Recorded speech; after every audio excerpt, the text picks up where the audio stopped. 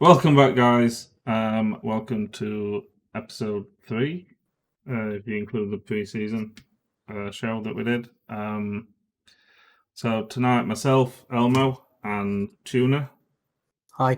So tonight we're going to be going over last weekend's games. So we did predictions as well, so we'll give you an update on how we did there. Fun fact for you, 44 goals this weekend. Two more games than last weekend, but there was only 23 goals last weekend. There was average of 4.4 goals, obviously, this weekend. Last week, 2.875. So many high-scoring games. Unreal. In fact, if you include all the midweek games with the Carabao Cup this week as well, it's been goal after goal after goal in so many games. Yeah, there's been a lot of goals. Premier League are averaging 3.72 goals a game. So you just know every game this weekend is 0-0 now. I think on BT, because obviously BT have been showing at least 2-3 games a weekend, BT said that during the Leeds game, they scored the 20th goal of the season just on BT Sport. So hopefully it stays like this. Who needs fans if you're going to be scoring shit ton of goals? Yeah, so we're going to be going over the results from last weekend, the goals. We're going to be giving your predictions for next weekend, and we'll also be talking about our best of the goals, the player, the team, and the gap of the weekend. So let's start off with the first game that was on Saturday. 12:30 kickoff, Everton versus West Brom. Everton 5, West Brom 2.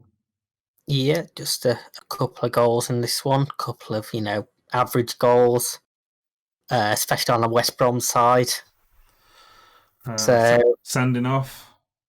Yeah, just a bit of everything, really. It was a very good start to Saturday as well. It's kind of set the tone for the weekend, really. It is, yeah. Everyone just followed in from there. Bit of drama, bit of excitement. So obviously, Diangana, new signing for West Brom, kicked us off with a fine goal, really, taking it from halfway inside his own half, beating Pickford from long range. Yeah, Pickford kind of looked a bit dodgy to start with, didn't he? He had the clearance that went to the player. Yeah, he didn't look that good to start with. But once West Brom went 1-0 up, they kind of to me they kind of just backed up a little bit, and that's where Everton kind of went on the front foot. Yeah, it was a relatively early goal, and it's sort of one of them. West Brom were definitely the underdogs in this game. It's one of them, do you score early and sort of poke the hornet's nest, and in this case they got stung a lot. Yeah, and obviously Everton, with how much they've spent, the players that they brought in, it was always going to be tough for West Brom anyway. Yeah, but they just turned to a homegrown talent, really, in the end, with Calvert-Lewin. Yeah. Banging his hat-trick. First bit of VAR drama for his first goal. Was it offside? Was it not?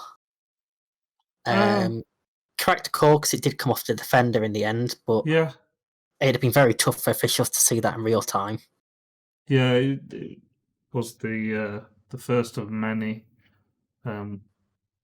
crucial decisions that were made this weekend. Some correct, some not correct. Some varies on opinions. That one was showing the beauty of VAR. Yes, really, and what it's there for. Good goal by Pereira as well to make it 2-1. Once Calvert-Lewin had got the first goal for Everton. Yeah, obviously Rodriguez scoring his first for Everton. It's a decent goal himself, but Pereira, that free kick. Yeah, so it was 2-2, wasn't it? Yeah, good goal from Rodriguez, obviously showing why everyone were talking about him a few years ago. He might come good at Everton. Everton's got a decent side, so he's a very promising start for him. Yeah. who knows? This could be the season that Everton finish in top 4. It could be. I The mean, way they're playing. they were already talking about top 4 ambitions last week, so they sort of put a market down again. It's relatively poor West Brom side, who also had 10 men for the whole second half after Gibbs' red card. Idiotic, really, for Gibbs. Yeah. Rodriguez left a little bit in on him, and he went for a nice little slap round the face, right in front of the linesman. It is stupid doing things like that, because you. I mean, it's not really the sort of fight you want from West Brom. You need to be showing that on the pitch, but not in the way Bilic did. No. So the second sending off for West Brom. I mean, he'd been told multiple times by Mike Dean to go away. Yeah, they said as the players and everyone walking off the pitch at half time, and Bilic refused to just stop hammering on it to the referee. Yeah, I don't really know what he was complaining about either. He was telling him to check the goal and the red card, which were both correct decisions. Both were checked by VAR as well. So, well, I think the ref misheard him, because when he says check the red card, he goes, "Oh, I want a red card." Oh, okay then. There you go. Out my face. Maybe it helps us both a bit, because we both had Bilic as one of our favourites to be sacked first. So yeah. Maybe he listens to us and he's trying to help us out. But then, obviously it was 2-2, and Michael Keane with a decent goal as well. Yeah, keeper unlucky. A lovely save from the Richarlison header.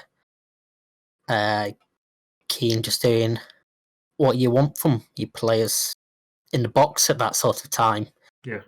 Just be there for a follow-up and get on the end of it, which is exactly what he did. He had a pretty good game last week, pretty good game this week. So is he a decent player? Another promising one. He was sort of one that goes under the radar a little bit. But I say 2 back-to-back good games, and still sort of going under the radar. Yeah. And then obviously West Brom were kind of having some decent chances, but Calvin Lewin putting it to bed with 2 goals within 4 minutes. Yep. Obviously just showing that bit of quality that West Brom are missing, really.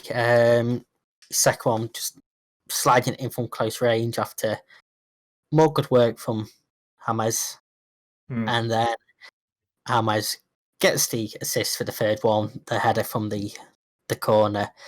It looks like a Carlo Ancelotti team now. He's definitely stamped his mark on Everton. And like you say, they're looking at one of the front runners for potentially top 4. But yes, Everton looking promising, minus the couple of flaps from Pickford. First goal, again, a few eyes on Pickford. Second goal, he couldn't really do much about. But does it really matter if you're going to be scoring 5 goals anyway if you keep making a couple of mistakes? I think there's a few teams. Well, it looks like there's a few teams this season that are more bothered about scoring than whether they concede or not. So, yeah, obviously we haven't spoke about every game so far, but in the 2 weeks so far, there's been 9 clean sheets in total. It's more than I expected, to be honest. Out of 18 games, so that's what 36 teams, and only 9 have been clean sheets. Goals.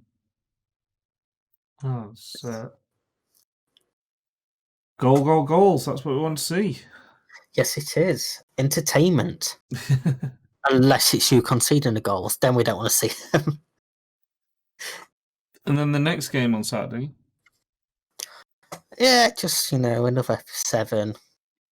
Back-to-back 4-3s for Leeds, just on the other side of it this time. Yeah, I think they got quite a bit upset that they didn't score 4, so they decided to score 4 this weekend, sorry. Yeah, and just see what it feels like to only concede 3 this time. Yeah. Costa with an early goal after 5 minutes. Yeah, lovely goal. Corner flicked onto him at back post, takes a touch to get it out of his feet, and rifles one home off the bottom of the crossbar. Lovely little finish for. It is looking good, Costa. He really is. Obviously gets a second later on in the game. We looked very good last week. Another team that looked pretty good actually is Leeds. It'll be interesting to see that, depending on where Leeds. I mean, it's early days. It's only 2 games, but if Leeds are finishing if they're in a relegation battle towards the end of the season, it'll be interesting to see if someone like Costa isn't snapped up by somebody else next summer. Yeah. For me, Leeds should actually be a bit more worried about this game than they was about losing last week, because Fulham are one of the new boys and one that nobody expected to really do much. So for them to then concede 3 against Fulham is a little bit worrying. Yeah. 2 for Mitrovic, obviously brought it back to 1-1. Yeah, the first one was a penalty. In my eyes, a very soft penalty. It was a stupid slide from the defender. He should have been standing his ground there. He did try to get out of the way. The striker left his foot in and hobbled on the floor and got a penalty. I think that's very, very soft. Yeah, I mean, technically it is a penalty, but it's, how you say, it's soft. It's not really one you want to see people winning, unless obviously it's your team, then exactly. you don't really care too much. But it's one of those that you're happy to have it, but you'll be very pissed off if you concede a penalty like that. Yeah, I mean, Bilic has to be fuming with the defender for even sliding in and giving them a chance in the first place. But it was a decently taken penalty from Mitrovic. Yeah, very good penalty. And then obviously Leeds get a penalty of their own to put them back ahead. Again, I think this was a soft penalty. Yes, there was contact. Yes, there was a push. I think the way that Bamford dived, doing a Superman impression from a slight touch in his shoulder, was a bit theatrical. Yeah, I mean, it was a lovely little flop. Yeah, it was a foul, but he didn't need to play on it that much. No, I think that's it. I think when this is what pisses me off more. It's not the fact that there was contact, there was a push and everything like that, and it's both these goals. It's not so much that there was contact; it's the fact how the players are acting to go down on the floor. You know, the first one where he kind of left his foot and then stumbled. The one with Bamford where he made it look like the push was harder than what it was. It just kind of shows that they're going for them penalties. That's their main intention. It's not the intention isn't to go for the ball. The intention is to get a penalty. Yeah, it's to win that free kick or the penalty, and it's not what you want to see at all. No, and they're just abusing the whole rules because the attackers have got more chance of getting a penalty than the defenders have of not conceding one in situations like that. I mean, I'm just flicking through the laws now to find out exactly what the wording is on simulation. Okay, it's not quite as clear as I thought it was, especially from a few years ago. No rule is anymore. It's now attempts to deceive the referee, e.g. by feigning injury or pretending to have been fouled. Whereas I'm sure a few years ago it was like exaggerating contact. I'm 99% sure 3 or 4 years ago that was the wording, which has obviously been changed over So that time. just means that they're just going to have plenty of penalties this season. It's just going to piss me off. Yeah, I mean, obviously feigning injury is one that's open to interpretation. Like, he doesn't say serious injury, so if you flop like he did and holds his knee or whatever, then technically that's simulation. Holds his eye when someone stood on his toe. Yeah, but yeah, not quite as clear as I believed it to be. Good penalty from Klitsch. Very good penalty. Then yeah, as we said when we were watching it, good penalty unless the keeper saves it, then it's one of them that's a poor penalty. Straight down the middle is always a risk, but at the same time, you don't really expect keepers to stay down the middle. So, and then Bamford making it 3-1. yeah, 3-1. Fantastic ball into him again by Glitch. Nice goal as well. Touch get out of his feet and slots it past the keeper. They're the goals that you expect your strikers to be scoring as well. So. Proper sort of striker's finish, really. Yeah. Almost an old-fashioned striker sort of finish. Yeah. But I say the ball, fantastic. The take was fantastic. And then left the keeper with no chance. And then Costa making it 4-1 to really set Leeds way ahead. Yeah. Was it Bamford who crossed it in? It was Bamford's cross, yep. You think a 4-1 game set a match. Yeah. But no, Fulham showed that even though they're the new boys and they've been getting wrote off by everybody, including us, they've got some fight in them. And they got it back to 4-3. They did. They cover Reed with his first goal. Little drive that Pickford should have... Not Pickford, sorry. Meslier, that's the one. He should have done better with that. I think it went through his arm, didn't he? He got a hand on it, but not strong enough. And then Mitrovic with his second goal of the game. Which was a header. He had a shot that was blocked. Fell out wide and got into the box and just got up above his man. Power the header home. And it was a nervy last 20-25 minutes for Leeds, especially after you almost blow a 3-goal lead. Yeah, I think Fulham hit the post, didn't they? Which was a decent chance as well. And then not long before the final whistle, there was also a good chance for Leeds to make it 5-3. Yep. Saved and fell back out, and the defender managed to throw himself in front of what would have been a tap-in. Yeah. I mean, Fulham were impressive. Say they lost.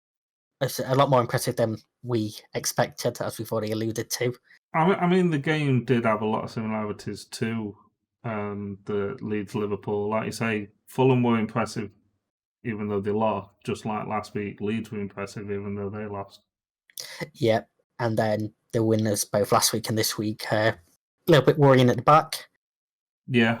But at the end of the day, Leeds are walking out 3 points better off, which they'll certainly be happy about, and Bielsa will be thrilled about. And 2 penalties in the game again as well. Yep, which... quite a few penalties over the first 2 weekends of the season. Yeah, I say we've had 11 penalties in 8 games. Wow. So, correction, 13 penalties, 2 were missed, as we'll get to. Then onto a game that involved another penalty. Yeah, we can talk quickly on this game if you want. I don't think there's really much. I mean, there was a fair bit in this game to talk about. Yeah, obviously, Man United, my team. We didn't look great, to be honest with you. We looked very rusty. I don't think that's an excuse. Palace did look good. But we was very rusty, especially with the first goal with Townsend. Something I alluded to in our predictions last week, that it could potentially be the difference in match fitness that could Sheff definitely look that way.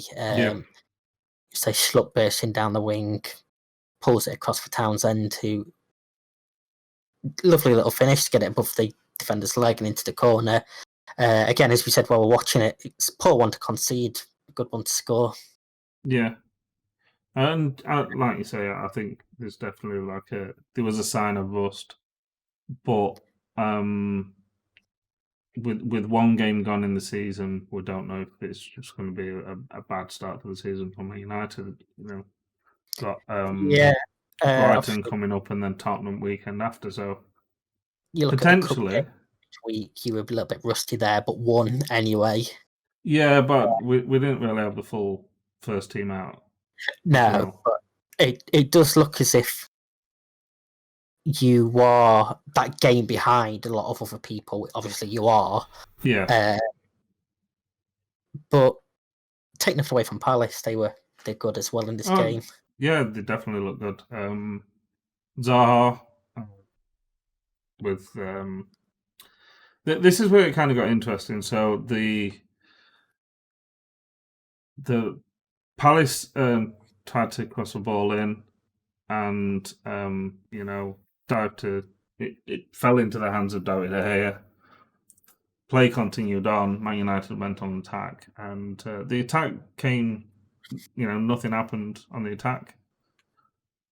Then the ref blew and went over to the monitor and gave a penalty to Palace because the ball hit. Who was it? Whose hand it hit now? Lindelof. So,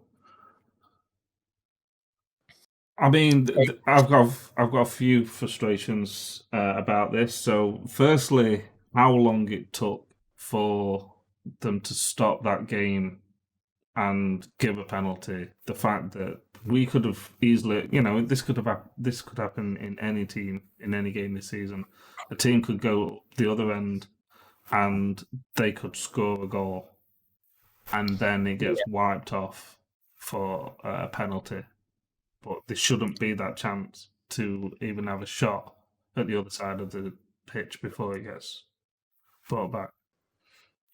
Yeah, I mean, there wasn't even an appeal from IU who crossed the ball in at all. There was no appeal from a single Palace player. It's obviously a bit of confusion when the referee stopped it for a VAR. And I don't think it was a clear referee error either. For me, it's not a penalty. Again, lost the game here. For me, he didn't make his body bigger deliberately. Unnaturally bigger is the word. That's a natural running movement for me. You can't play with your hand down like that. There is going to be some movement in your arms. It's running back towards his own goal. As he's running, it's come and hit his arm. And then because he's done that, and for me, he hasn't made his body unnaturally bigger, that's when you look at the distance the ball has come, and it's from a yard away. For me, it's not a penalty at all. There's definitely one of those that I think every other team in the Premier League, all 20 teams in the Premier League, will be very pissed off and angry that they conceded that penalty. That is one that, obviously, I'm a Liverpool fan, so I'd be guilty of this as well. If United had got that penalty, there would be so much rage. Yeah, definitely, especially after last season with, obviously, we had the most penalties last season. So the amount of times that, the amount of people that would have said something then. Yeah, similar if that had happened for us, it'd have been a whole Liverpool. But because it's against United, people didn't really seem to bat an eyelid too much. Exactly. Then IU missed a penalty. Very, very, very poor penalty. It was. And then we had by David De Gea, but another review. Eventually, ball was cleared again. Got to the halfway line. It was reviewed by VAR, and De Gea was millimetres off his line. He was deemed to have encroached on the taker. The law this season is the goalkeeper must have part of his foot on or behind the line as the kick is taken. We changed the offside reviews from last season to eliminate millimetres, so why are we checking for millimetres on penalties? And again, this might just be me being very salty. There was a few more penalties this weekend, and I'm not sure if all the keepers was watched, whether they was encroaching or not. Just want to put that out there. Yeah, I know on the two that were saved, they were both definitely checked. Obviously, they didn't really look at the other ones because they were scored, but yeah, it'd be interesting to see how many of them were actually on their line if they had been saved. And then something I want to know from you guys down in the comments, which I know Elmo isn't keen on, is the fact that they changed the penalty taker and Zaha then stepped up and scored. So I want to know what you guys think. Do you think you should be allowed to change the penalty taker? Personally, for me, I don't particularly care that much, but that's probably because you don't really see it happen. Apart from this situation. I mean, I can't remember it happening for a very long time. So that's why it confused me, because I didn't think you was allowed to. But because Yeah, I've not seen many penalties have to be retaken, I guess that's never been a thing. no, so I did also review the laws of the game after that, and there's nothing at all to say you can't switch your takers between retakes. Again, I think it's something that happens so rare, it hasn't really been thought about. But who knows, potentially at the end of this season, it could be something that's changed. Yeah. It does sort of give them an unfair advantage in a way. It does, Obviously, because the mindset of that player that's just missed, and AU, it was a very poor penalty as well. So the mindset to take another penalty that you've just potentially fluffed, that's going to affect you. I mean, IU had a decent game apart from that. One player that did have a decent debut, Van der Beek, scoring on his debut. Yeah, he did look good. I mean, we didn't improve that much, but I think he'll do well. I think he's looked good. He looked good when he played in the Thingy Cup, the Carabao Cup as well. He's got potential. I'm not going to pretend that I knew much about him before he joined Man United, but what I've heard about him, he is a decent player. So it was a nice goal from him as well. Yeah, good take. Obviously, rebounded back to him off a defender. So again, we're not looking at offside for that. It was also him who put the cross in for Greenwood's header, which he knocked wide. Yeah. But yeah, so it was a good take to beat the keeper, who I had a lot of praise for last week, Gaeta, who had a decent game again this week. So some decent a nice finish. You can't ask for much more on a debut, as we said, with a few people last week, than a goal. No, and then Zaha finishing it off. Yeah, compounded the relatively poor game for Lindelof, even if you take away the penalty. Spun too easily by Zaha, who does what Zaha does and finds a bottom corner. Yeah, he's a good player, and him and Townsend, they work well together. They've got that link. Obviously, it puts Zaha on 4 goals now, back-to-back braces for him. And yeah, he looks up for this season, which is a worry for a lot of people. Yeah, definitely. We'll move on from this game because I don't like it. Don't like talking about it.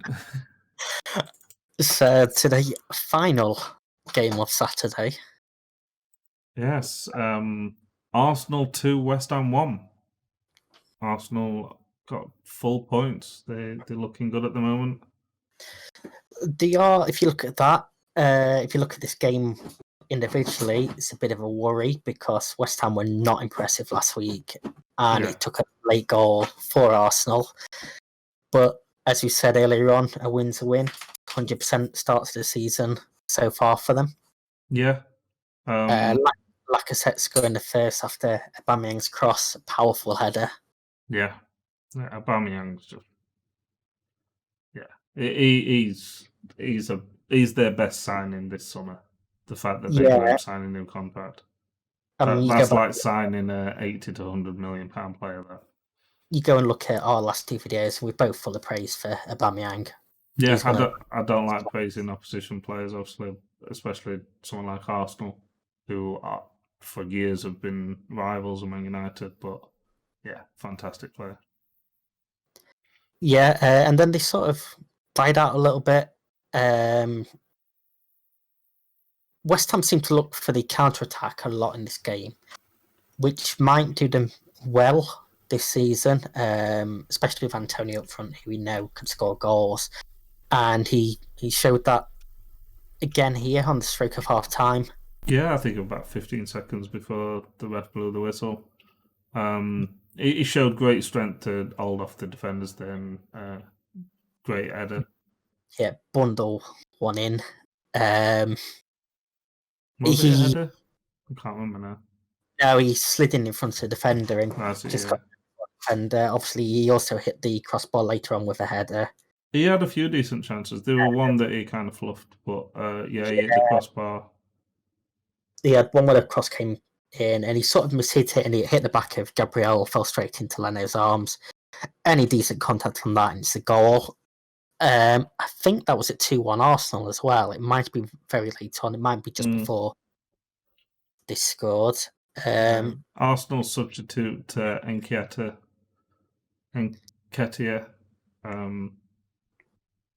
He's a decent young player. Leeds didn't really give him the chance last season.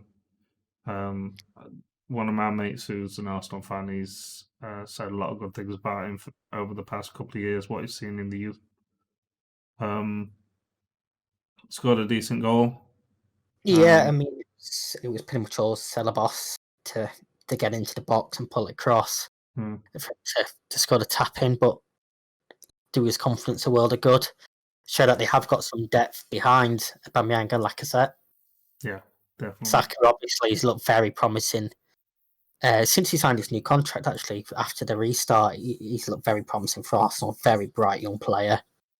I think if he's got a lot to learn from Aubameyang and Lacazette. It's definitely not gonna hurt his progression. So it'll be interesting to see how many goals he scores this season if he does play regularly under Arteta, or at least get the chances. Yeah, there was a penalty shout in this game for handball off Gabriel. Again, where the laws changed this season because it hit him on the upper half, the sleeve half of his arm. It's no longer handball, which for me makes it's a lot more straightforward. Not that the handball law is straightforward at all, but it's probably the most straightforward part of it. I think they make it confusing, the law, just so that they can keep backtracking when they make mistakes. Well, everyone says they hate it, but football is just full of controversy. What gives us stuff to talk about, really? So, and they say it goes against you, you're aggrieved. Goes for you, you don't particularly care. As a neutral, it's just something to talk about. So, yeah, definitely. They all even themselves out. Everyone has dodgy decisions for and against them. Yeah. Choice of football and choice of sport. That's why we love it. And hate it. Oh, yes. Very much hate it at times. Right, that's Saturday's games done. Now on to Sunday's. Right, and the first game on Sunday, 12 o'clock kickoff, was again another game with plenty of goals. Southampton 2, Tottenham 5. Yeah, and who expected it to go that way after Ings opened the scoring for the Saints? I mean, this had everything in the game. It started off with was it a Harry Kane goal disallowed? Yep, Harry Kane Son just offside. Very, very tight. I know I said we were not looking at millimetres in VAR decisions for offside, but we are looking at millimetres. And it's very early in the move as well. It's not one of them where at what point do you say it's a new phase of play? Obviously, they ruled it out. Fair enough. They felt the same phase of play. They thought they were offside. I think this was about 4 or 5 minutes into the game as well. Yeah, it was very early on into the game. And then not long after that, an attack on for Southampton. The keeper comes out. Ings tries to take it round the keeper. It bounces off the keeper, and as Ings is jumping over the keeper, it hits his arm. Ings turns round, sees that the keeper's out, and the ball's pretty much in front of him, and just slots into the back of an empty net, and it's disallowed.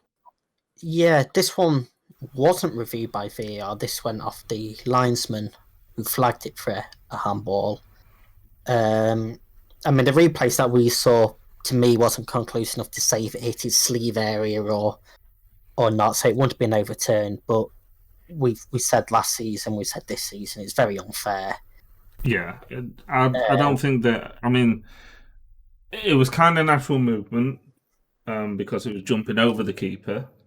So you don't jump over the keeper with your arms by your side.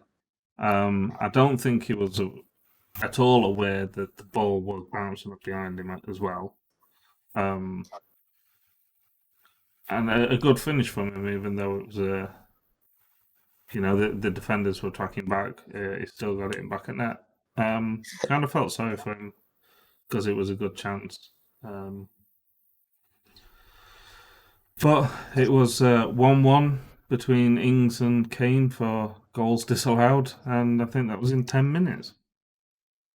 It was, and then Ings made it 1-0 on the score sheet. Good goal as well. Ings is looking just as good as he was last season. Yeah, obviously, one of the shocks of last season, really. Nobody expected him to be scoring as many as he did. And he looks in fine form again this season, especially based on this showing. He had multiple chances in behind. There was a fantastic save from Lloris. I can't think who it was from, but a fine reflex save to push it over the bar. And then, like I say, Ings opened the scoring for Southampton, and he looks pretty good at that stage. They look to be the better team. Tottenham didn't look good at all in the first half, and in a Discord chat that I was in, there was a lot of people just wondering what the hell's happening to Tottenham, and is this Mourinho's downfall? And just before half time, a long wide ball from the wing, a long wide ball from Kane.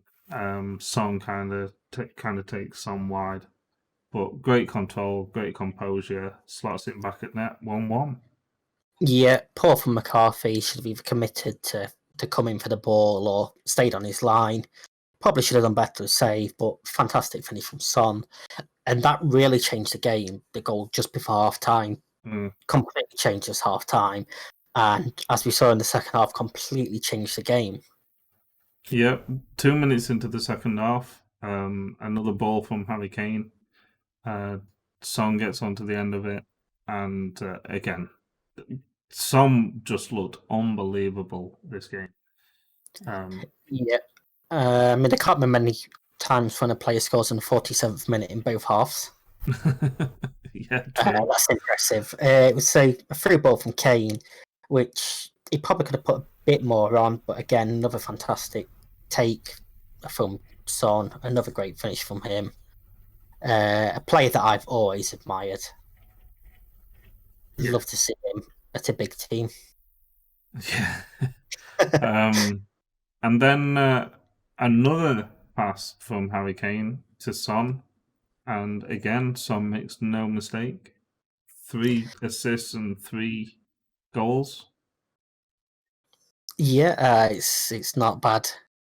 Bad going all a little clip ball from Kane. Again, gets through, pretty much 1-on-1 with the keeper. You're going to back Kane all day long from that.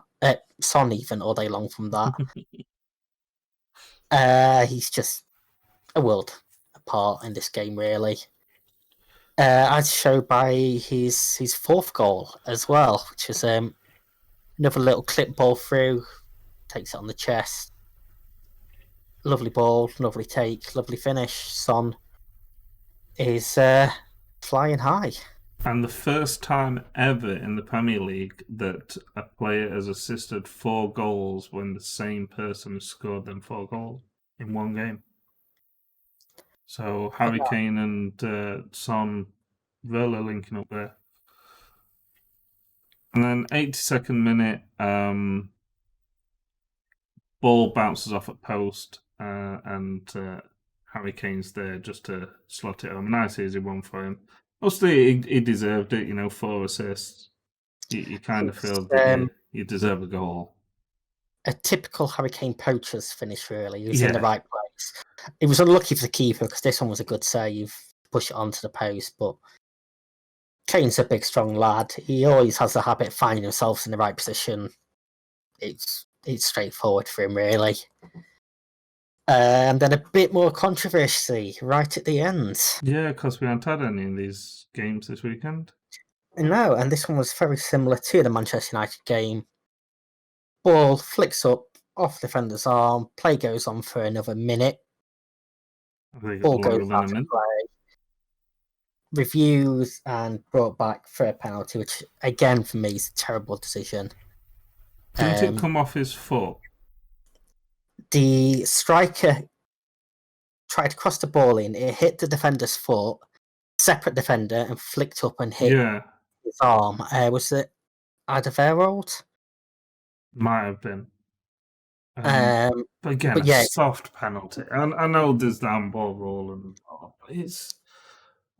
I think there's far too many of these decisions that we're looking at, and even though it is in the ruling, it's just soft.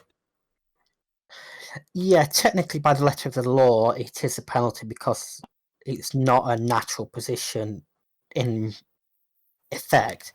But for me, you're trying to hold off a defender, so it's natural in the game. They've got to sort this law out. You can't be having it flick from a player less than a yard away and it be handball. I know they've taken deliberate out to make it a bit more clear, but it's just unfair now. It's going to get to a point where any time it hits someone's arm, attack a defender, no matter what, it's a foul. I mean, this is two games in 2 weeks. 2 weekends since the Premier League started back again. And how many decisions are we questioning? Exactly.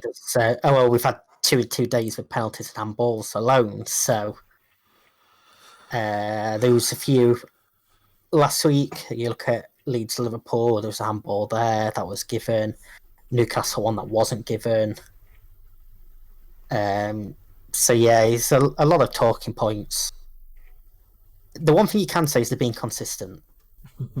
So that's a bonus, I suppose. But yeah, a really entertaining game to start off Sunday. Yeah, say another 2 for Ings, 4 for Son, and Kane gets his goal. And then the next game was 2:00 kickoff. Newcastle 0, Brighton 3. So I think we both kind of had Newcastle to win this one. Yeah, we had Newcastle finishing mid-table, Brighton struggling this season. Again, they must listen to us and wanted to prove us wrong. Mopay bagging a brace as well for him. I mean, Brighton was just the better team on the day, really. Yeah. Another penalty. Yeah, no arguments about this one, really. Lamptey gets into the box. St. Maximin tries to win the ball, catches the man first from the side. Lamptey looked good. Lamptey looked really good, really quick, causing problems all game. But this is 4 minutes in. He's down the right wing. He cuts into the box, and yeah, that was a clear penalty. Yeah, I mean, he looked great last week as well. Another penalty put straight down the middle. Yeah. It seems to be a theme from this weekend. Penalties scored. But, a good penalty. And then just 3 minutes later, we had some more VAR interference. Another Mopay goal, flagged for offside originally. Nice finish. It was a nice finish. It was flagged for Trossard, I believe, being offside in the build-up. Went to VAR and he was just onside again, millimetres. Yeah. But yeah, good finish, and it was a fantastic start for Brighton. And Newcastle never really seemed to have a way back into it. Trossard also hit the post as well. I mean, Newcastle didn't have a single shot until 40 minutes in. Didn't have a single shot on target the whole game. After last week, where they were so impressive against West Ham, very poor this week. Yeah, very, very poor.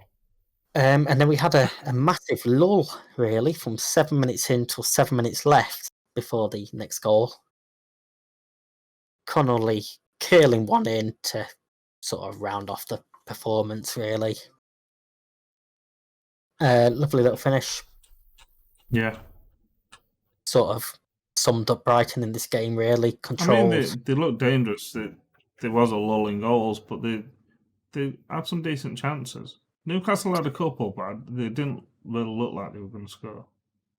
No, so when you don't test the keeper, you can't really expect to score, can you? Yeah. I mean, Lamptey as well, just back onto him, he came off after 58 minutes. He made more interceptions and won more fouls than any other player on the pitch, 4 of each. So he was very, very impressive. He was impressive last week as well in the defeat. The one sour point for Brighton was Basuma being sent off for a high foot, shall we say. Yeah. It was a scorpion kick to the face of Jamal Lewis. Idiotic, really, to even attempt that. Yeah, but it was strange one that the ref only gave a yellow card for this, and it had to go to VAR for it to be a red card. Yeah, the only thing I can possibly think of is if the referee feels he didn't catch him. Obviously, quite often a player. Yeah, I mean, he can't have caught him. I mean, that blood was clearly fake. But it was definitely violent conduct. I imagine it might have gone down as serious foul play. Either way, it was a definite red card. It wouldn't have looked out of place in the world of wrestling. Yeah. But I mean, one thing that I want to kind of point out as well, at the moment, there's everything going on with the disease. And they're saying no unnecessary travel. If you don't need to be travelling somewhere and going out, then you shouldn't be. But Brighton's keeper went all the way to Newcastle, and I don't think there was any need for him going. Newcastle had no shots on target. No, very, very poor. I mean, he's just testing his eyesight. Probably some nice castles up there to go and check. Must have been. I mean, Basumas was smart because, Newcastle made all of their subs, so Jamal Lewis couldn't continue, so it was 10 aside. Finish the game. He's going to get sent off. Make sure they can't bring on a replacement while you're at it. Yeah. It wouldn't have mattered if they had 15 men on the pitch with the way they played.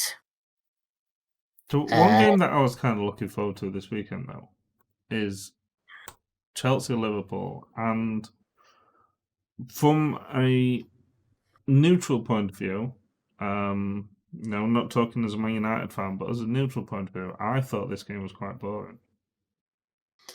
Yeah. To say it's two of the top 4 sides against each other. From the bigger teams now, they always get built up as fantastic games, and they're always quite lackluster. And obviously there was the whole Lampard versus Klopp build-up as well, and I think that's just been blown out of proportion by the media, by Sky. Yeah, Klopp did have a pre-game interview, and he brought it up, and he's like, "We're only answering these questions because you're asking them us." Like, we're not starting this drama; we're just answering what you're asking. Yeah. But in response to Lampard, his criticism of Liverpool suspending the players, they spent double the amount of money in the same time, and they had a transfer ban at that. So, yeah, I did that bit out. The first half was quite. I used the word tactical to you, which is code word for boring. Yeah. Boring. Yeah. There was a Kepa incident early on.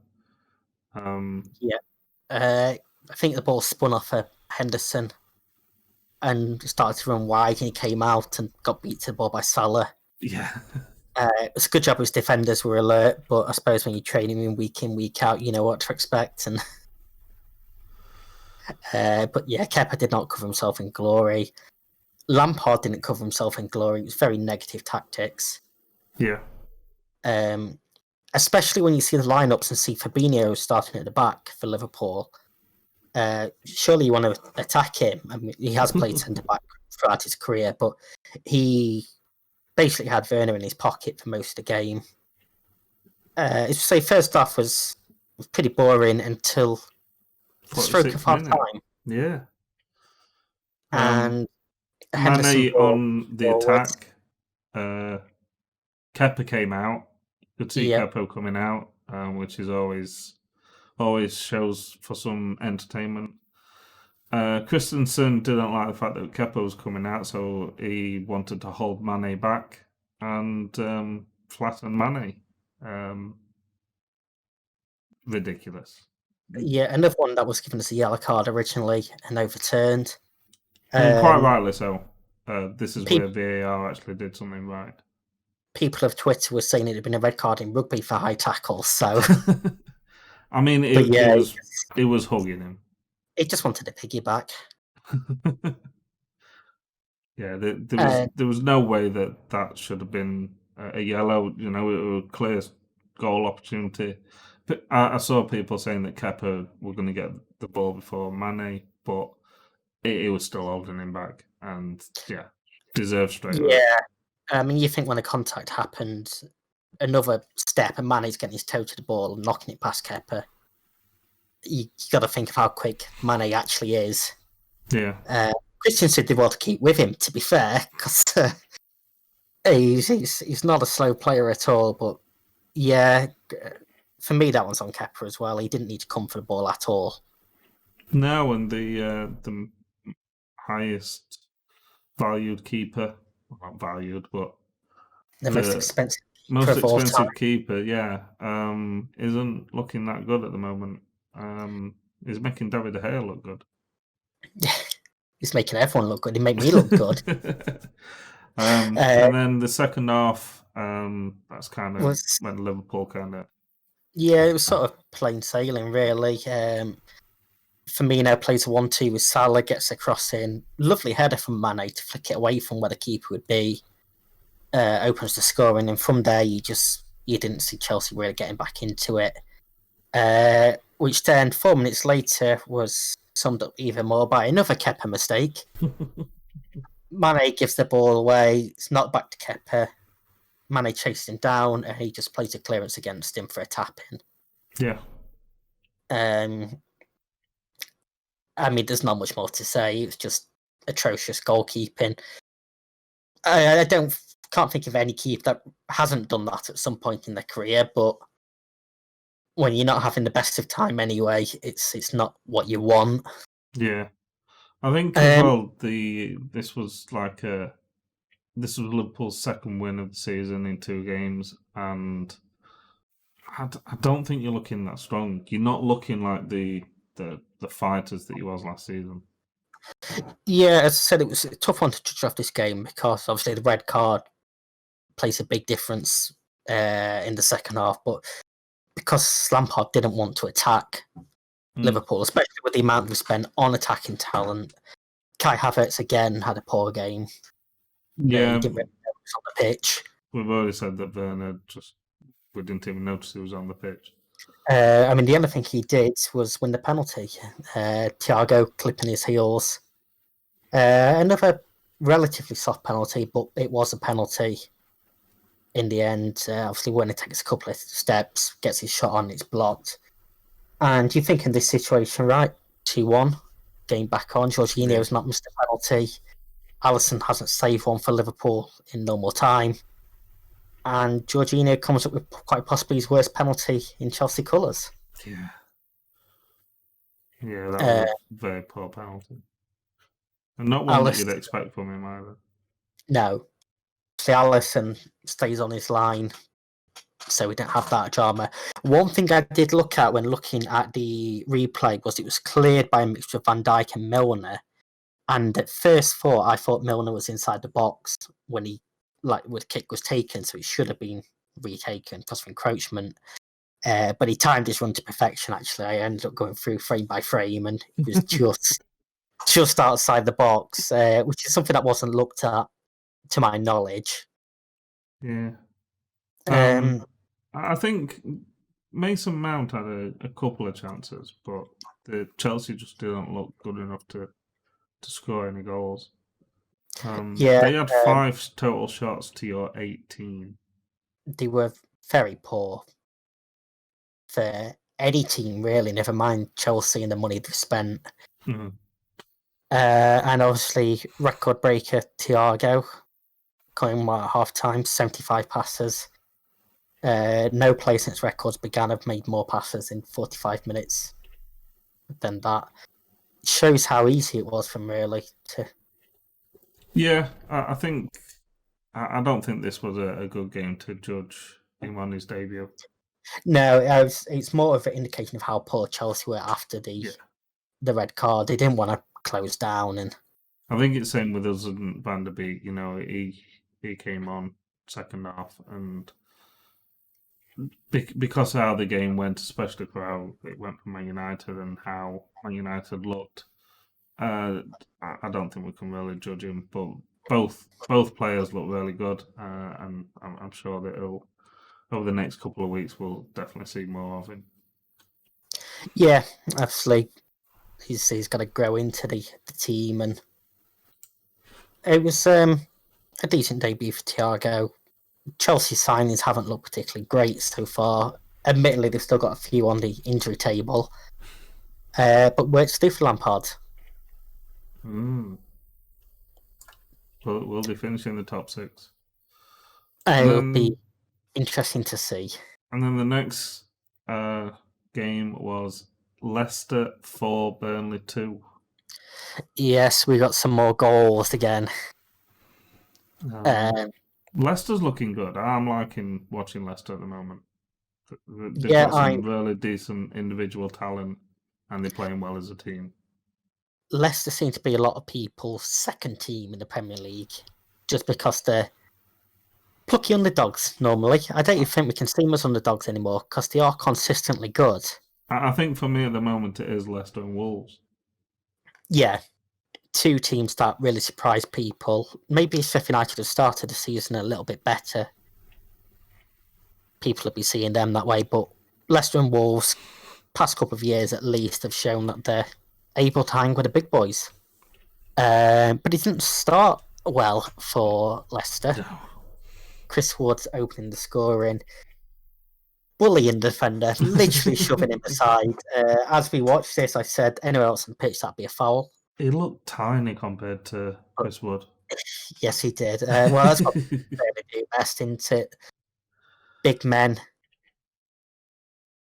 playing a big game, I suppose. Yeah. Big muscly men. Good strike by Chris Wood as well.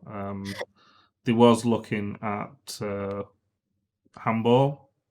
They did have a look and they didn't see any handball at all. Didn't see any reason to wipe the goal off, so the goal stood. Yeah, I think it was more chest than arm anyway. And even if it was arm, it was above the sleeves. You're going to hear me say a lot this season. Yeah, I think it was more the Leicester players kind of saying that it was handball. Yeah, it's just one of them hopeful claims. And then Leicester's standout player of the season so far for me, after only 2 weeks, but still, Harvey Barnes levels it up. Fantastic player. Yeah, he's looking so good. One of my favourites.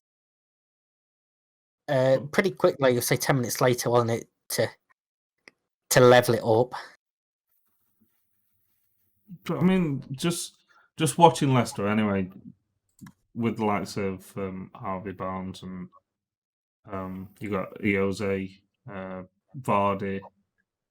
They've got a lot of players that are just linking up, and no matter where they are on the pitch, whether it's in their own half, centre of the park, or attacking, just the way that they pass in, the movement, the speed, they're just looking good.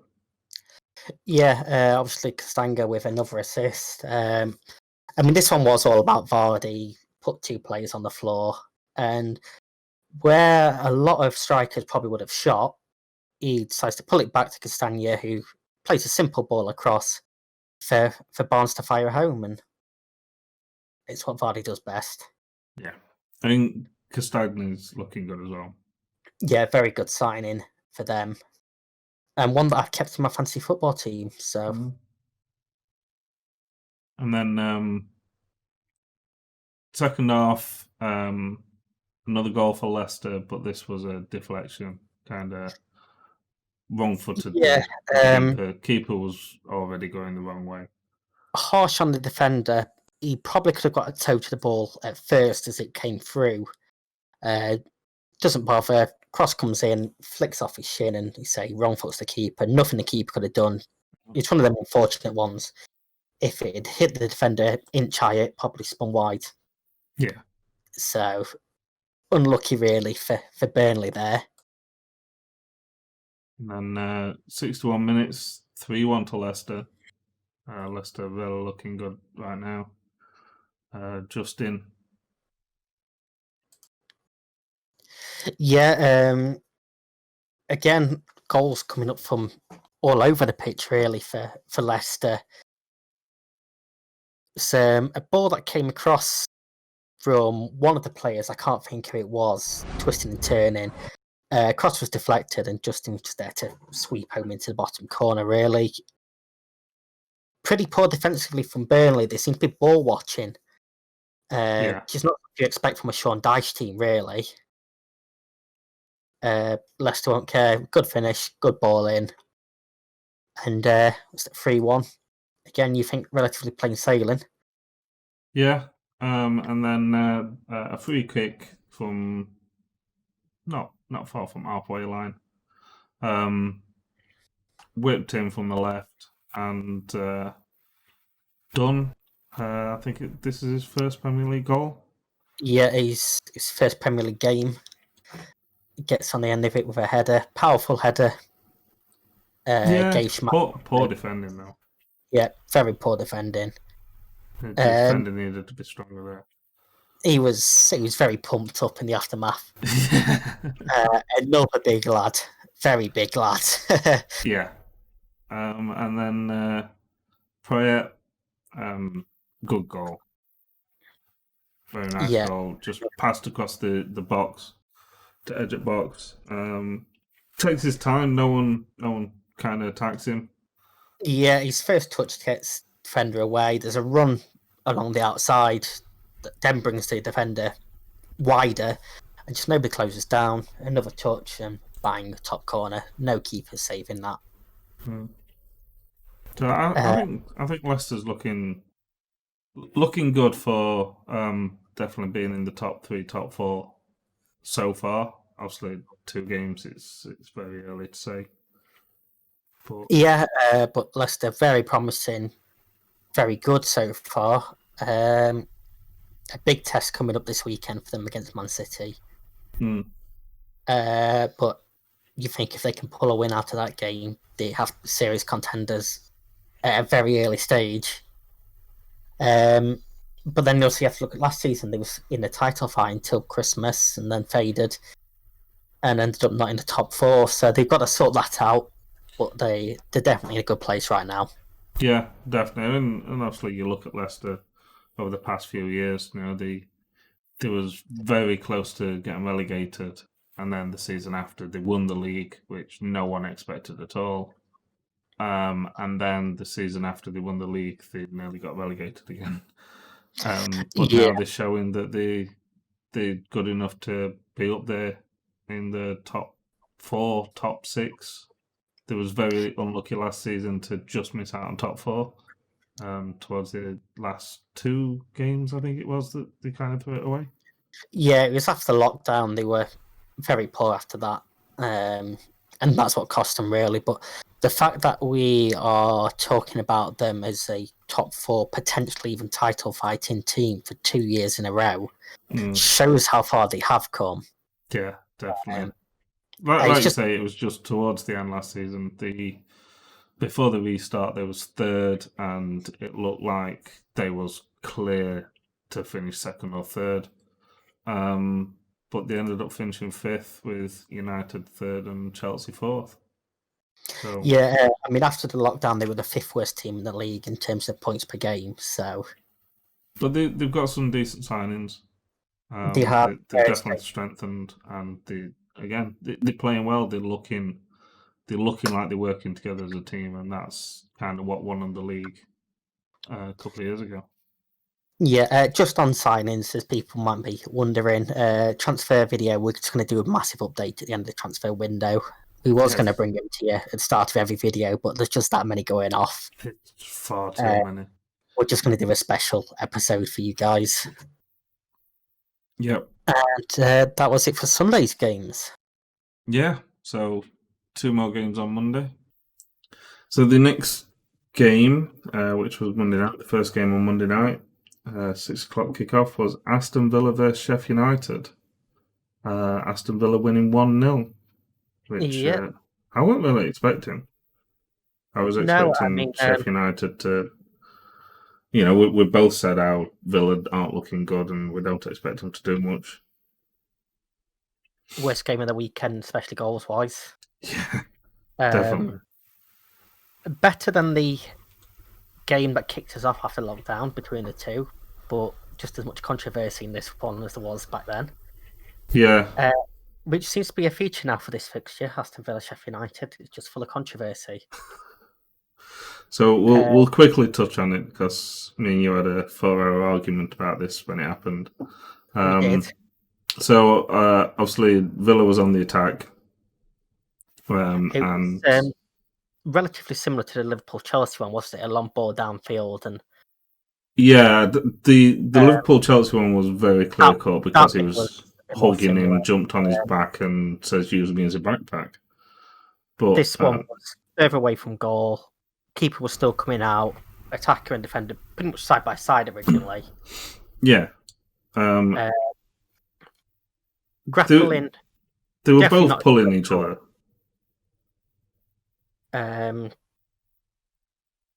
Yeah, so we had a debate about this. So what we really want is you guys to let us know what you think.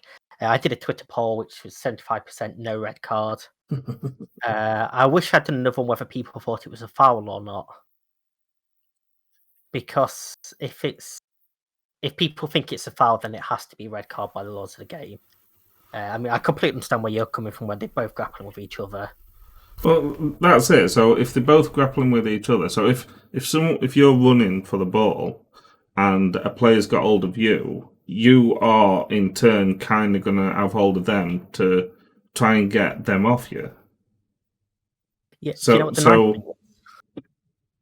Not seeing a player throw himself to the floor and actually carry on, which is something we don't see very often nowadays. Here's a switch on it. Could it have been a foul the other way? I personally don't think so because the contact for me was initiated by Egan. It was. It depends. They were both as bad as each other. And obviously, the thing that the ref saw, well, it didn't really see because it is bad. He didn't see the full contact. He saw that there was contact, but the ref was clearly right behind the players, so he couldn't see who was holding them and everything like that. But what the ref saw, and I think what made him give the red card, was that it was a goal opportunity. Yeah. The one thing for me that potentially could have scuppered it was the distance from goal. I don't know enough about Ollie Watkins to know how fast he is, but he was getting there before the goalkeeper either way. Yeah. Similar to Kepa, I don't know why the keeper came out that far, for one. Keepers are going crazy this year. That's probably worse than Kepa because it was further away from the goal, and obviously he's just going to smash it out at the stadium as far as he can, but you think if he slices that... Yeah, but... so Egan got sent off after 12 minutes. So obviously that made it a lot more difficult for Sheffield United, being 10 men down for most of the game.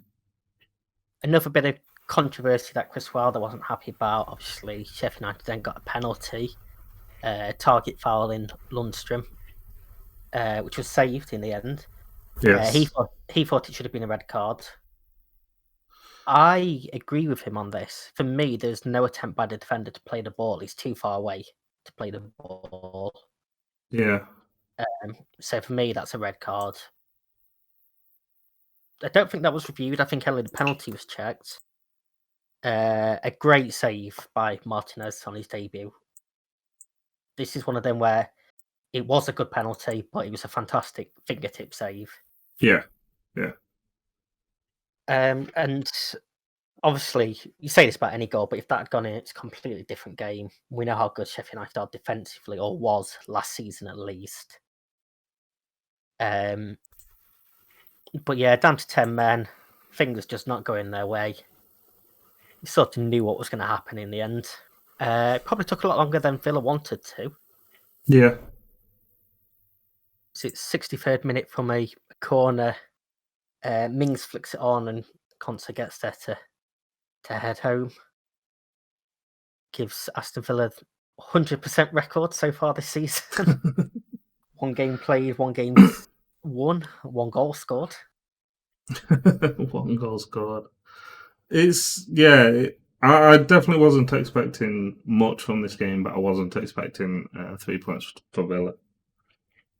No. What did I have for this, actually? I had, in fact, I expected so much. I had 0-0. Yeah, I had 2-1 to Sheffield United. Yes. So at least I got one favour right. It's not looking great for Sheffield United at the moment. They're not playing well. They're not looking like the team that were playing last season. Well, before the restart, obviously. Yeah, they are looking like the post-lockdown team. They're looking like the restart team that was fifth. Was it fifth or no? They were sixth, weren't they?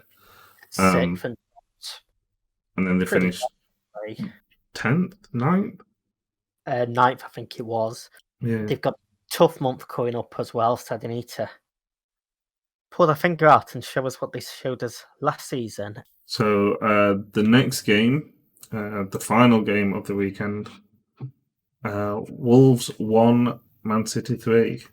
So I expected this being closer. Obviously, last season, Wolves did the double over City. They did. Fantastic form against City for a couple of years. And one of the games they was behind as well, weren't they? And they went on to win. That was February sort of time, I think. And yeah, that was sort of the game where it really put City out of the title race, really. So, actually, first game of the season for City, is it one of them where they want to stamp the mark and look, Wolves were a good team. We're going to go better. And also, this was the first game for City this season as well. Yep. Wolves looked good last week. To be fair, they looked really good in this game. They missed a lot of really good chances. Yeah, they did look good.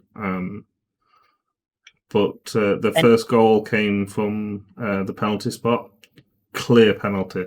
You know, I've slated penalties and how many soft penalties that I expect to have this season. This was a clear penalty. Another pretty stupid one for size. No need to dive in there. De Bruyne was going nowhere. Obviously, he got a touch on it, knocked it out of play, but that's just so he got to the ball first. De Bruyne, that is. Yeah. Clear penalty. Pretty decently taken penalty for a team that had issues with penalties last season. Yeah. So that's a good mark for them. You kind of expect De Bruyne to score from spot, don't you? Yes, you certainly do. I mean, he looked in fantastic form this game as well. He looked like the guy that won Player of the Season, and he wants to continue that.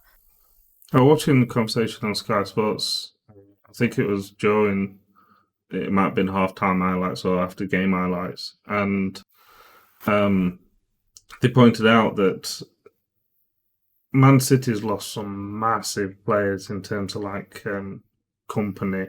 Obviously, David Silva's just gone.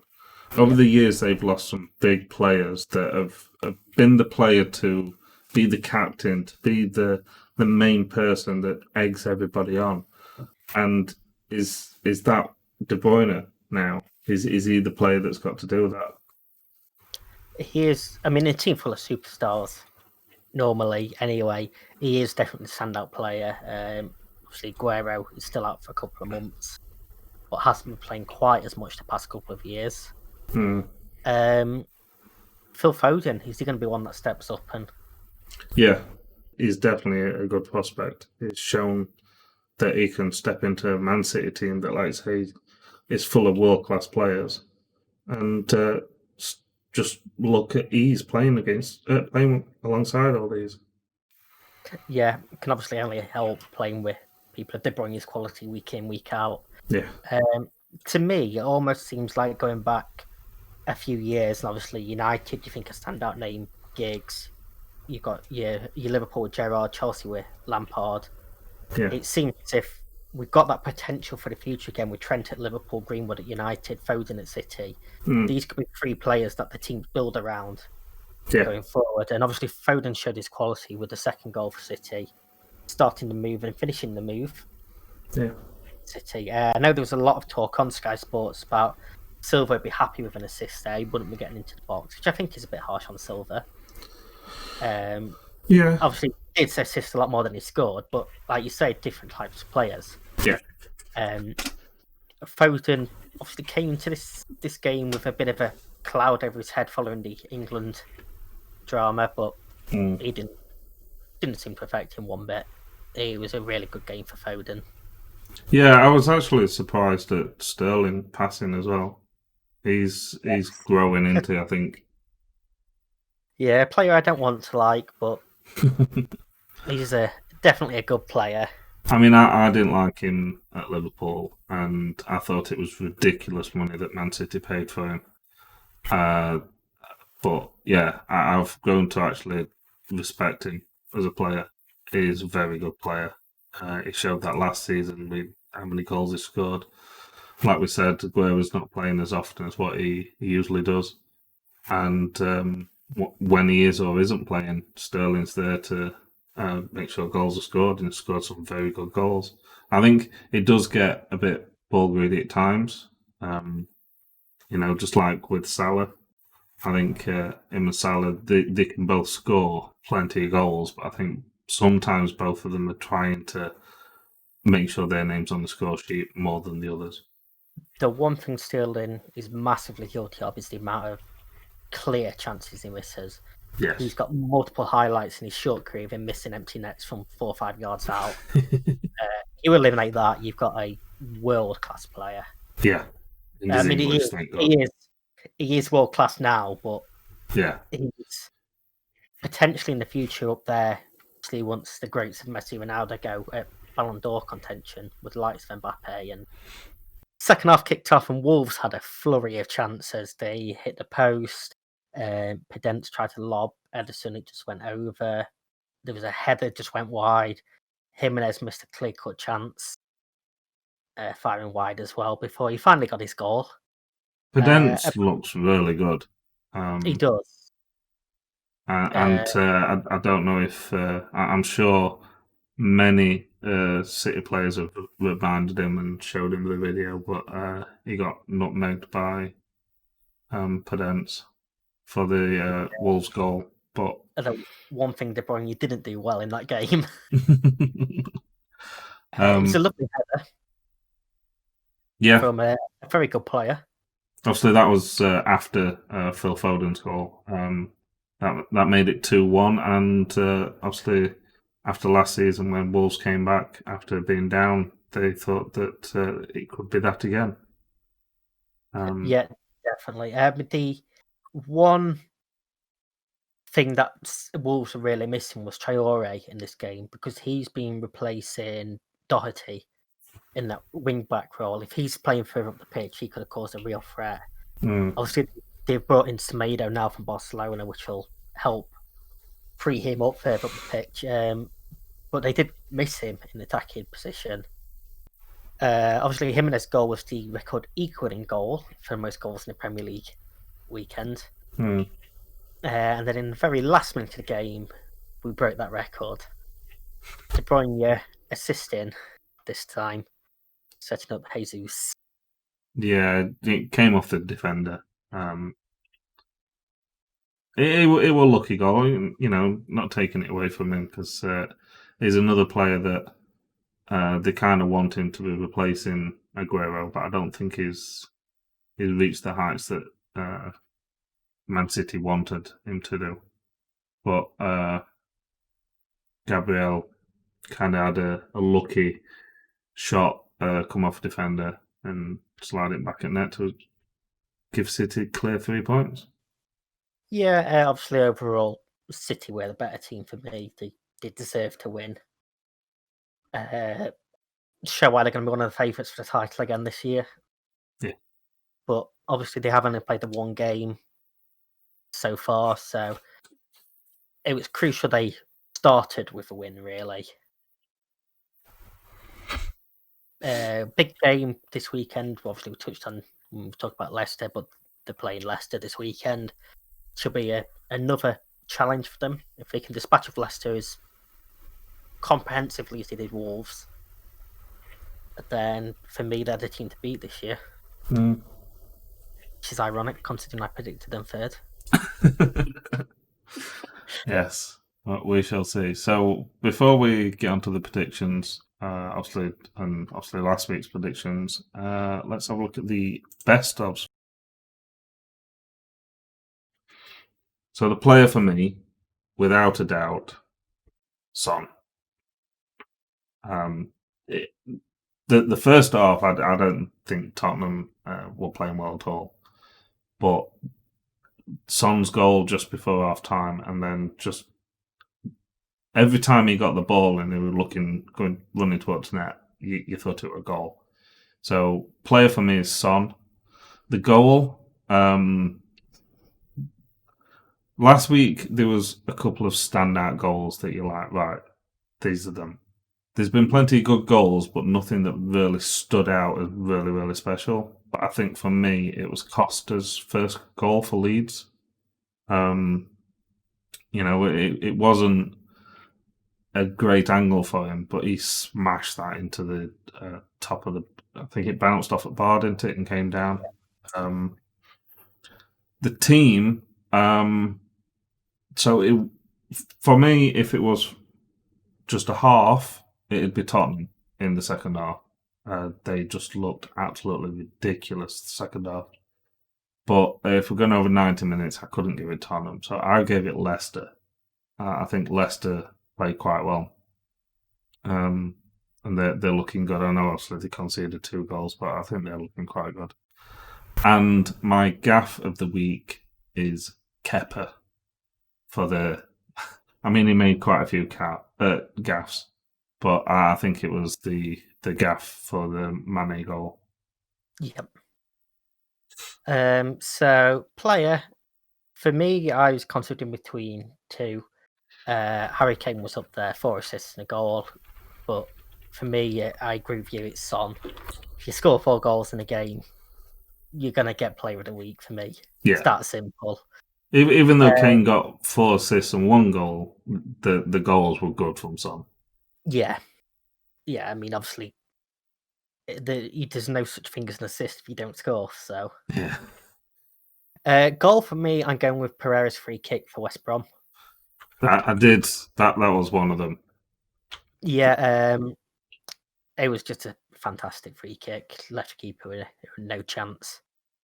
The team, I agree with you. There was no particular standout team as such this week, but I'm going for Crystal Palace.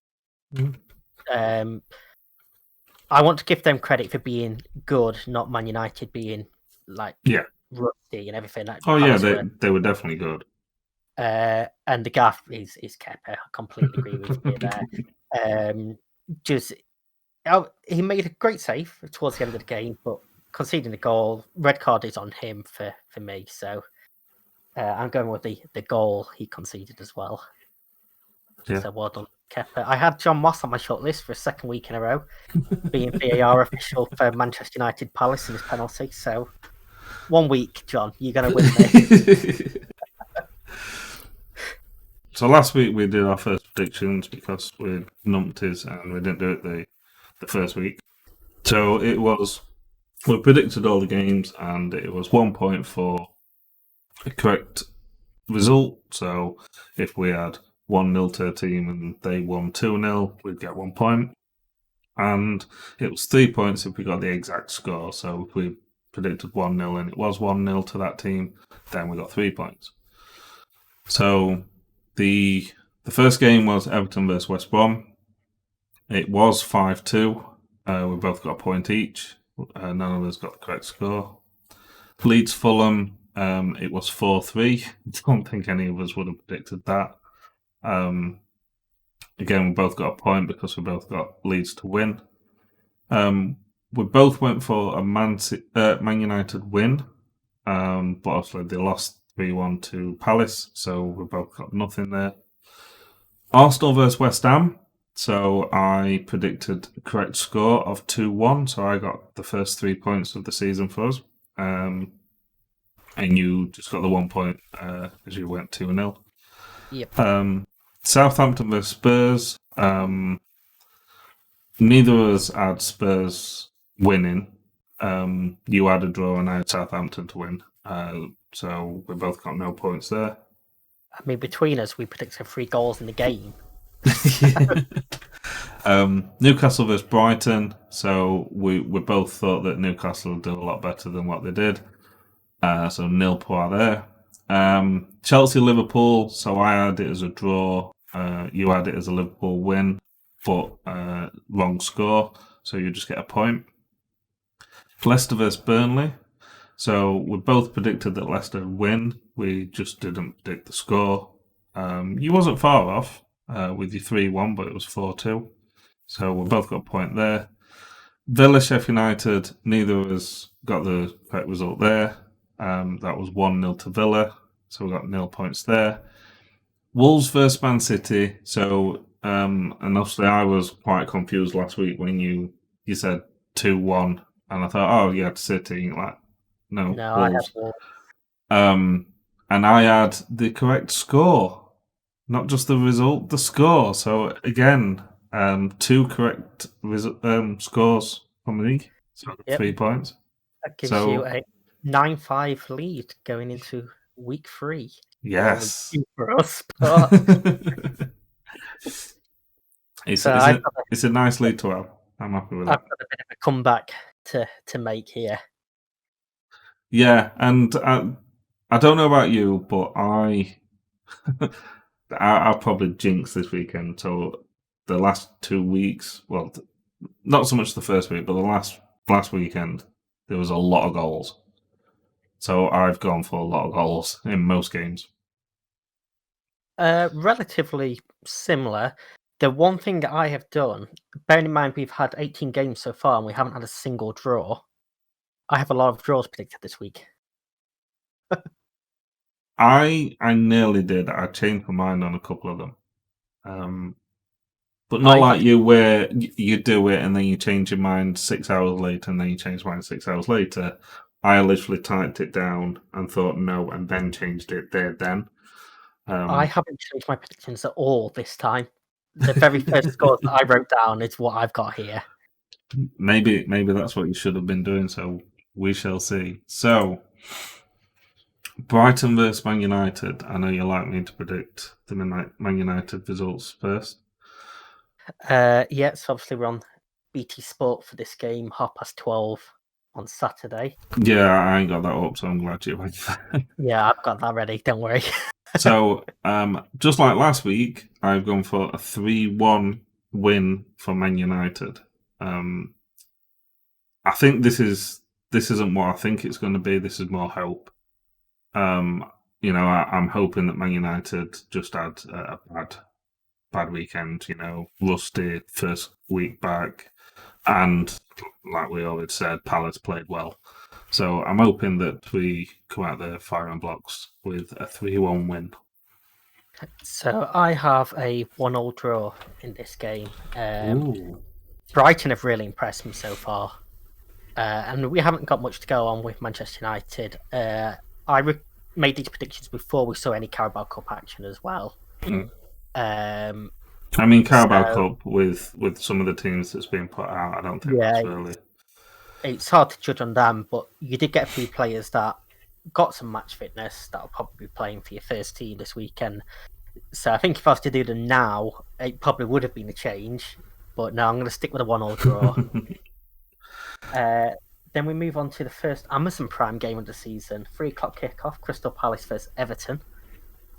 And I'm going for another draw here. I'm going for 2-2 this time. 2-2. The first of the weekend's 3 matches between two unbeaten teams so far this season. Both teams have impressed me. I think it's just going to be a draw. So I struggled with this one. I did have it as a draw. This is one of them that I changed. I put down as 2-2, just like you. But then I changed it to 3-2 to Everton. I don't know. I mean, Palace looked good last week against us. Everton's been looking good. But I just think Everton's going to pip it. It should be a good game. Then we have Sky Sports at 5:30, West Brom versus Chelsea. And I have 4-0 Chelsea. 4-0? I expect them to come back with a bang. West Brom haven't looked great. So I expect dismantling. So for the first time, I think it's the first time, we both predicted the same. So I've gone for 4-0 to Chelsea as well. Yeah, I believe that is the first time so far we said the same. So, and it's it's a crazy result for us both to think it's going to be 4-0. And then 8 o'clock also on Sky Sports, we've got Burnley versus Southampton. I'm going 2-1 to Southampton here. So I've gone 1-1. 1-1 to Burnley. And we move on to Sunday. BT Sport, 12 o'clock. The Yorkshire Derby, Sheffield United versus Leeds United. I'm going 3-2 to Leeds. So when I was looking at the results, I think the Palace Everton should be a good game. But other than that, I don't think that the games are that tasty on Saturday. And then I think all the games after that, all Sunday and all Monday, I think they all tasty games. So to start us off with Sheffield United Leeds, Yorkshire Derby, obviously they haven't played each other in the Premier League. Have they ever? I don't think they ever have. I've gone 5-2 to Leeds. Oh, okay. You are going to yeah. I mean, Leeds scored 3 the first weekend. They scored 4 the second weekend. They're going to score 5 this weekend.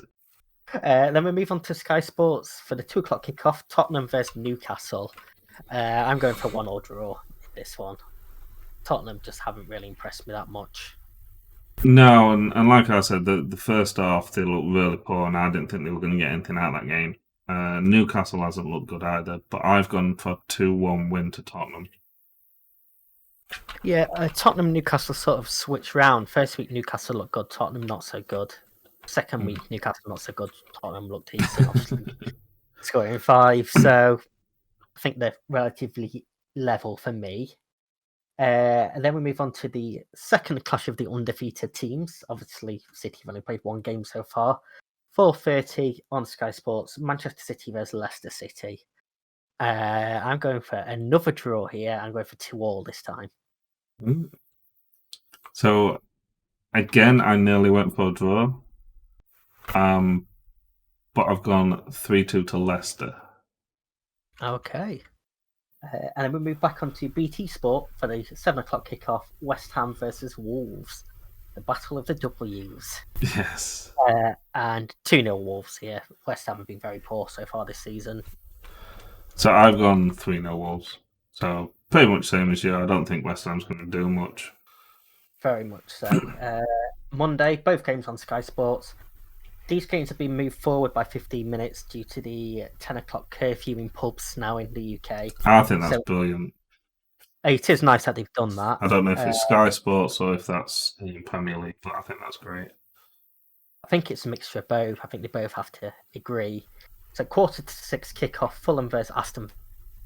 I'm going for 1-0 Villa. So I don't think that Fulham played that bad against Leeds. I know they lost, but I don't think they played that bad. And I've not been impressed with Villa, so I've gone 2-1 to Fulham. Expecting Fulham to get the first win of the season. And then, for me, the standout game of the weekend, obviously being a Liverpool fan anyway, but 2 of the bigger teams and 2 undefeated teams so far this season. 8 o'clock, Liverpool versus Arsenal. So you're still classing Arsenal as a bigger team? They're historically a big team. People still class them as one of the big six in the Premier League for some reason, so I'm going with that. And I'm going for a 2-1 Liverpool win here. So I've gone for the same, actually. I know Arsenal fans will be quick to mention, well, we beat Liverpool the last 2 times we played them. One was the Carabao Cup and one we'd already won the league and just didn't care. So, but Arsenal have looked impressive. Very impressive. Obviously, Anfield isn't quite the same without crowd there. Same said with all grounds, but I personally think Liverpool are too good for Arsenal. And it's interesting as well that, and we touched on it earlier when we were talking, that Brighton versus Man United play each other on Saturday. They also play each other on Wednesday in the Carabao Cup. Liverpool-Arsenal play each other Monday and Thursday, both in the league and the Carabao Cup, which is it's interesting. Like you say, Arsenal, the last 2 games that they played each other, Arsenal's won the games. They are looking good this season. I've mentioned that I don't think that Liverpool are looking good, so it'll be very interesting to see what kind of teams get put out for which of these games. Will both teams put out strong teams? If it's any consolation to Arsenal fans, I think you'll beat us in the Carabao Cup. If that's any consolation to them. If it's anything like last year's Carabao Cup, 5-5, Liverpool winning on penalties, I'll be very happy. The cup game now. I don't want the league game to finish 5-5. Not on penalties either. That'd be weird. No, that'd be very weird. I would like to see that draws though. There we go, Premier League. Let's bring this in. Any game that finishes in a draw, penalty shootout, the winner gets a bonus point. I mean, that would have been interesting for Arsenal last year because they had far too many draws. And in fact, that'd have been interesting in the year that they was unbeaten as well, because again they got a lot of draws. Yeah, they did. So not quite as much sheen on your unbeaten season now, is there, Arsenal? We're just starting a war against Arsenal fans on this channel. I think you took some shots at them last week, and now it's me. It is fine. I mean, they take shots at each other on Arsenal fan TV anyway, so. I mean, if Arsenal fans, if you win this game, you can come here and let me know what you think. If Arsenal win this game, please come and comment on this video and just laugh at Tuna. Please. I will heart every single comment. In fact, if Arsenal beat Liverpool in this game, in the league game, Carabao Cup, no one cares. In the league game, if Arsenal win, every single comment that hasn't got any rude obscenity or anything like that in the comment, I will make sure it gets shown in the video when we're talking about the game. And so it's me that edits this video, so Tuna's got no control over it. Good news for you is then you won't have much more editing to do next week. But no, it's definitely going to be, like I say, I think all of Sunday and all of Monday, they look tasty games. Yeah, Fulham Villa not so much, but yeah, I mean maybe not West Ham Wolves, but I just think that Wolves are gonna look good. That's kind of like I think it's good to play a game that play a team that aren't playing well before you start playing some of the top teams, because it gives you the chance to just really show that you deserve to be up where you are. And Wolves are going to be up there. I think they're going to be the top 6 again this season if they keep going on as they are. I do hope so. It's a team I like. Fun fact for you: after the first 2 weeks of the Premier League season, like I said, we've had 0 draws, but 11 out of the 18 games have been away wins as well. Mm. I will do some research before next week's video to see how it affected after the restart. But it does show to me how much the home advantage actually is. Mm. So it will be interesting to see obviously potentially Champions League, European games, later stages, if they are going to go back to the one game neutral ground format, or if they're going to go to the 2 legs. I think I think it's kind of different with the 2 legs though, because there's a lot of teams that play completely different in the first leg, and there's plenty of teams that kind of play for that away goal as well when it's 2 legs. But it's definitely interesting. It's actually interesting as well the fact that there's no fans for either side. I think fans make a massive difference as well. I like what the FA Cup have done this season, where they've got rid of the replays. It's decided on penalties, and I'm pretty sure that they've made it that the lower ranked team is at home in each game up until a certain round. I think that was a plan. Obviously, with fans, that's not going to happen now, so maybe it'll be different. But yeah, obviously, lack of fans seem to be affecting home teams, and it seems to be a more level playing field now for everyone. I mean, the away teams have also outscored home teams by 15 goals so far these past 2 weeks. It's obviously it's tough to say at this stage because teams are still finding the rhythm and no pre-season, but it's just some interesting stats that I'm going to be keeping my eye on throughout the season. Yeah, and we don't know. I think they've said that there's not at the moment anyway. We don't know how things are going to change, but they've said that there's don't expect any fans to be in stadiums before April at the moment with the way things are going. Obviously, we don't even know how long it's going to be before the season might get called off as well. We've already started having games postponed due to the nasty bug. We had one in Carabao Cup, and we've had a league game tonight. We've had obviously Leighton Orient's been called off, Grim's been called off as well. West Ham have had 3 confirmed cases. Moyes is apparently going to manage from home this weekend, which we can all do. We can all load up Football Manager and all do that, but we don't all get paid that money. I'll be doing plenty of that this weekend. Yes, that's my plan as well. So Football Manager, if you want to send us a free copy of the next game, we're repping you here. Football Manager, if you send us a free copy, we will put out so many Football Manager videos where we're playing against each other and I'm kicking Tuna's ass. We'll do this podcast while we're playing. Yes, Mr. Jacobson, please. Yeah, I'm going to tweet this at you now. So so that's week 2 done. So I'll try and get this out. Try and get this out Saturday night. But the rest of the weeks we're going to try and get it out Thursday or Friday. So please keep an eye on it. If you're not already subscribed, please subscribe down there. Drop a like on it. Please comment on it as well.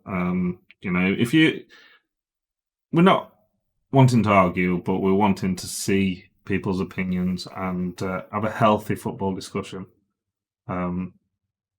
Just like me and Tuna do offline, obviously. Yes, completely healthy. And if you have any specific questions for either of us, let us know. We're both available to answer your questions down in the comments. Twitter, as we stated before, all our socials down in the description down there. And Tuna's going to be tweeting out more from our Twitter account, aren't you, Tuna? Yes. Definitely. But yeah, so I hope you have a good weekend, guys. I hope you have some decent bets come in. If you've got any tips, then throw them my way. I'll quite happily have some decent tips because my betting's atrocious. And if you play Football Manager as well, just let us know how you're doing in your Football Manager save. I'm currently before the 21 comes out, which has just been announced. I'm kind of looking for a juicy challenge. So please let me know what challenge you're doing, what team you've taken over. Have you started with no manager, no team? Let us know in the comments as well, and let's start having some football managers discussions as well in the comments. But that's it for me. That's it for Tuna. Bye, guys. Au revoir. Arsenal fans, you can fuck off.